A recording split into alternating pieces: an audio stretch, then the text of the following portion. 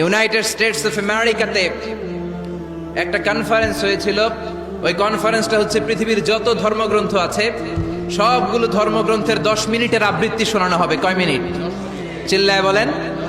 ওখানে গিয়েছে শ্রীমত ভগবত গীতা, গিয়েছে বাইবেল, ত্রিপিটক, দশাতীর, বেদ, পুরাণ, রামায়ণ, দীঘানিকায়া, ইয়াহবিস, সেকারডেটাল, টালমা, Torah, Old Testament, New Testament, জিন্দাবেস্তা এবং আল্লাহর কোরআনও। কোন সুবহানাল্লাহ। চীনের প্রাচীন ধর্ম কনফুসিয়াসের পাণ্ডুলিপি গিয়েছে। যারা আগুনকে পূজা করে, অগ্নি উপাসক, আগুন দেখলে নমস্তে নমস্তে গায়, তারাও গিয়েছে। 10 মিনিট করে সময়। এই কনফারেন্সের উদ্দেশ্য হচ্ছে এইটা চেক করা, in order to check which book, which recitation of the holy book is the most excellent recitation ever. কোন বইয়ের আবৃত্তিটা বেশি সুন্দর লাগে। 10 মিনিট করে সময়। সব ধর্মের ধর্মীয় কিতাবের শায়েকরা, গুরুরা, ধর্ম নানকরা আর ফাদাররা আর কারীরা বসেছে। বিচারকের সামনে 2টা বাটন, একটা গ্রিন বাটন, একটা রেড বাটন, একটা সবুজ বাতি, একটা লাল বাতি। আবৃত্তির সময় 10 মিনিট। চিল্লায় বলেন কয় মিনিট? সবুজ বাতিতে চাপ দিলে আবৃত্তি শুরু, রেড বাটনে চাপলে আবৃত্তি শেষ।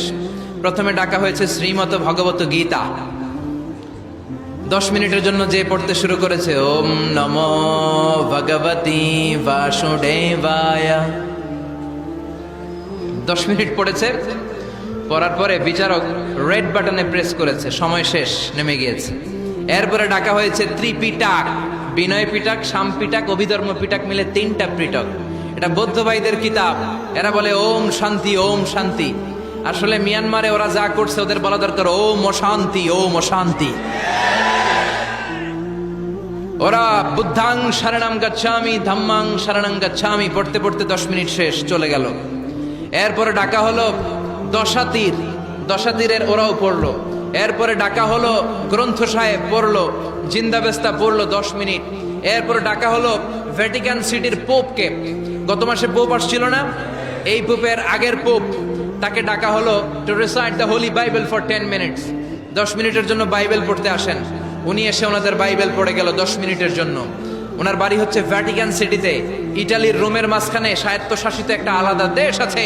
ওইখানে শুধু পোপরা থাকে, যারা বিয়ে টিয়ে না করে খ্রিস্টানদের ফাদার, প্রোটেস্ট্যান্ট, অর্থোডক্স আর রোমান ক্যাথলিক, ওরা সেইখানে রাজ্য স্থাপন করেছে। গোটা বিশ্বের খ্রিস্ট ধর্মকে তারা চালায়। তারা 10 মিনিট সব ধর্ম গ্রন্থের আবৃত্তি এবং তেলাওয়াতের পরে সর্বশেষে মুসলমানদের ধর্মগ্রন্থ কোরআন আবৃত্তি করার জন্য ডাকা হয়েছে। এসেছে মিশরের কারি Abdul Basit ibne Abdus Samad. যারা ওনার তেলাওয়াত শুনেছেন দেখবেন উনি তেলাওয়াত করে আবার সময় নেয়, আধা মিনিট শ্বাস নেয়, আবার লম্বা দম নিয়ে তাল লয় নিয়ে টান দেয়, আবার পিছন থেকে টান দেয়। তাকে ডাকা হলো now the representative of Muslim community Abdul Basit ibne Abdus Samad will now recite the holy book Quran for 10 minutes. মিশর থেকে আসা মুসলিম জাতির প্রতিনিধি তাদের ধর্মগ্রন্থ কোরআন নিয়ে এবার 10 মিনিট তেলাওয়াত করবে। কয় মিনিট? উনি দাড়ি রাখেন না, ক্লিন শেভ, পাতলা একটা চাদর আর জুব্বা পরে চলে এসেছে মাইকের সামনে। এসে আউযু বিল্লাহি মিনাশ শাইতানির রাজীম বলে টান দিয়েছে। সময় কয় মিনিট? উনি সূরা ফাতিহা পড়তে সময় নিয়ে নিছে 13 মিনিট। শ্রীমত ভগবত গীতাওয়ালারা হাততালি দেয়, সময় শেষ, কোরআন গেছে। কিন্তু কি আজীব তামাশা, বিচারক তো লাল বাতি চাপে না। বিচারককে লাল বাতি চাপার বিষয়টা ভুলিয়ে দিয়েছে কে? কেউ যেটা পারে না সেটা পারে কে? আব্দুল বাসিত কয় এই তো সুযোগ পাইছি আমি। বিচারক যেহেতু লাল বাতি চাপে না, আমি আরেকটা সূরা ধরি। উনি কোরআনের সবচেয়ে সুন্দর সূরা, সূরা আর রহমান তেলাওয়াত শুরু করলেন। উনি উনার গলায় আল্লাহ যত সুর দিয়েছিলেন সব সুর, দরদ, আদর ঢেলে দিয়ে সুরের ঝংকার তুলে পুরো কনফারেন্সকে মাতিয়ে দিলেন। 15 মিনিট হয়ে যায়, বিচারক লাল বাতি চাপে না। 20 মিনিট, 25 মিনিট, 30 মিনিট হয়ে যায়, লাল বাতি চাপে না। এদিকে অর্গানাইজিং কমিটির প্রধান চেয়ার থেকে উঠে এসে বিচারকের গায়ে ধাক্কা দিয়ে বলে, এই man, what's the hell are you doing here? What's wrong with you? Why aren't you pressing the red button? লাল বাতি চাপোস না কেন? ওরে ধাক্কা দেওয়ার পরে বিচারক ভূত দেখার মতো চমকে উঠছে। কি? হ্যাঁ, লাল বাতি।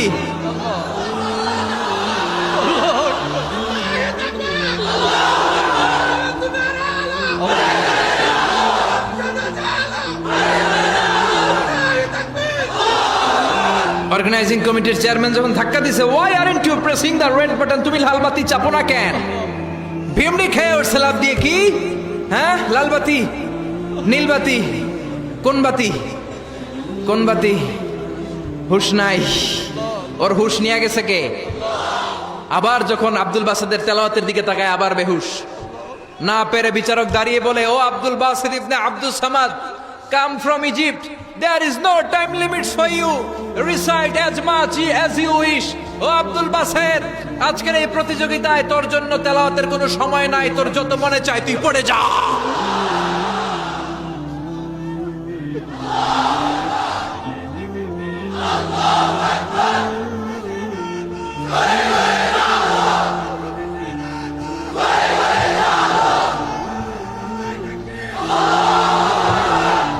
চল্লিশ মিনিট সময় ধরে গোটা মুসলিম বিশ্বের অহংকার, মিশরের সবচেয়ে বড় কারি আব্দুল বাসিদ ইবনে আব্দুল সামাদ গলার সব দরদার সুর উজাড় করে কনফারেন্স রুমে সূরা আর রহমান তেলাওয়াত করলেন।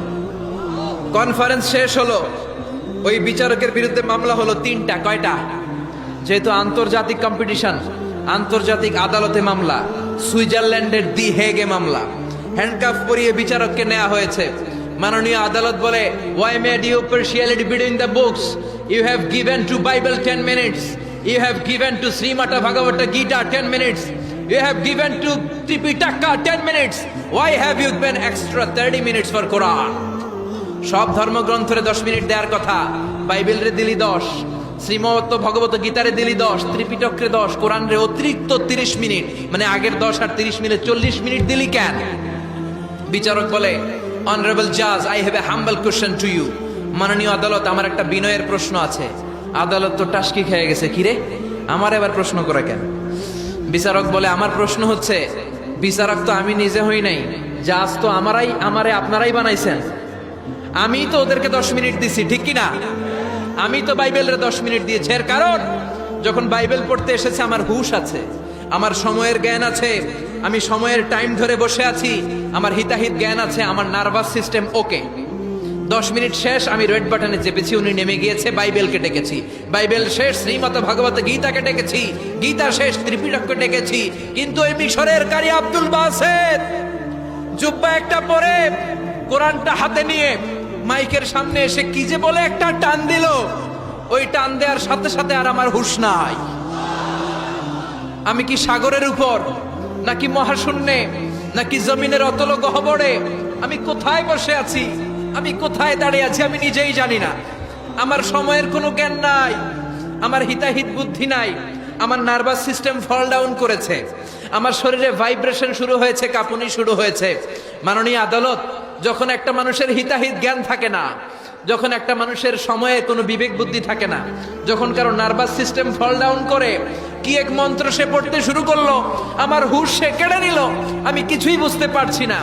যখন আমি আমার সাথে নাই, যখন আমার হুঁশ নাই, যখন আমার নার্ভাস সিস্টেম ফল ডাউন করেছে, এরকম একটা পরিস্থিতিতে যখন আমি medically unfit, how can I press the red button? You answer me.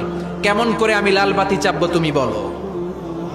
প্রিয় ভাইয়েরা, আপনারা যারা আইন নিয়ে পড়াশোনা করেন তারা জানেন, কেউ যদি মেডিকেলি আনফিট থাকে তার কোনো বিচার হয় না, ঠিক কিনা? পাগল খুন করলেও বিচার নাই, ঠিক কিনা? সে কোরআনকে অতিরিক্ত সম্মান দেওয়ার কারণে সর্বশেষে এই বিচারকের কোনো বিচারই হয় নাই। বেকসুর খালাসের ব্যবস্থা এই বিচারককে করে দিয়েছে কে? এই জন্য ওই কোরআন ধরতে রাজি আছে মুসলমান, পড়তে রাজি আছে মুসলমান, ওই কোরআনের জন্য মরতে রাজি আছে মুসলমান। অনেক আলোচনা হয়েছে, 3টা কর্মসূচি নিয়ে বিদায় নিতে চাই। কর্মসূচি নাম্বার 1, কোরআন তেলাওয়াত করতে জানতে হবে, রাজি আছেন? যারা জানি না তারা শিখবো। 2 নম্বর কর্মসূচি, মাতৃভাষায় প্রতিদিন কোরআন পড়বো। কোরআনের বঙ্গানুবাদ পাওয়া যায় মোবাইলে, অ্যান্ড্রয়েড সেটে কোরআনের ট্রান্সলেশন পাওয়া যায়, বঙ্গানুবাদ। প্রতিদিন একটা আয়াত হলেও আমরা কোরআনের অর্থ পড়বো। 3 নাম্বার, বাঁচি আর মরি কোরআনের পক্ষে থাকবো, চিল্লা এখন ঠিক কিনা? এই কোরআন আমাদের প্রাণ, এই কোরআন আমাদের জান। এই বাংলার জমিনে কোরআনের আইন চালু হোক, আমরা চাই কি চাই না? যারা কোরআনের বিরুদ্ধে কথা বলবে ওদের সাথে আমাদের কোনো সম্পর্ক। আল কোরআনের বিরুদ্ধে একটা আইনও বানালে ওই আইন আমরা মানবো না, চিল্লায় বলেন ঠিক কিনা? আমরা এই কোরআনকে বুকে ধারণ করতে চাই, রাজি আছো মুসলমান? হাত তুলে আল্লাহর দেখা।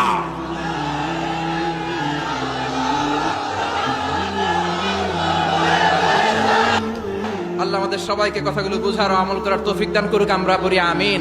ওয়া আখির দাওয়ানা আলহামদুলিল্লাহি রাব্বিল আলামিন।